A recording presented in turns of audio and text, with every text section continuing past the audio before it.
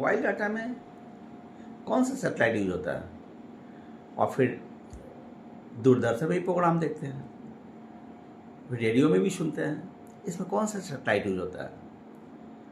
यदि mobile data की बात करते हैं, इंटरनेट, इसमें सैटेलाइट जो यूज होता है उसको बोलते हैं हम लोग लो एल्टीट्यूड सैटेलाइट, पोलर सैटेलाइट।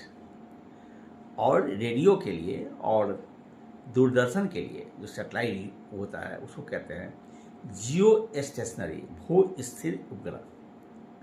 दोनों में और ख़ास बातें दोनों के बारे में, जैसे अगर जियो स्टेशनरी की बात करते हैं तो इसकी ऊंचाई पृथ्वी सतह से 35,786 किलोमीटर।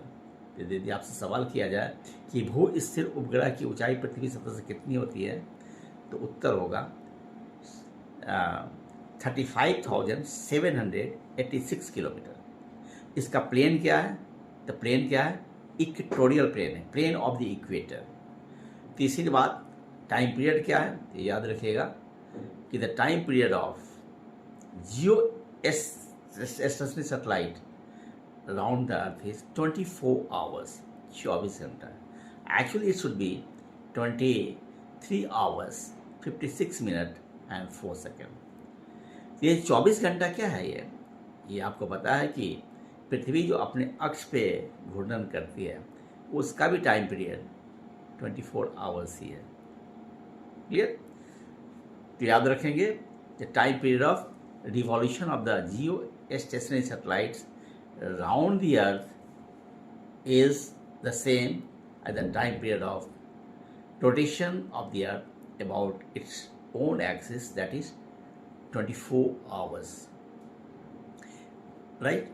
अब क्या है कि प्लेन हो गया,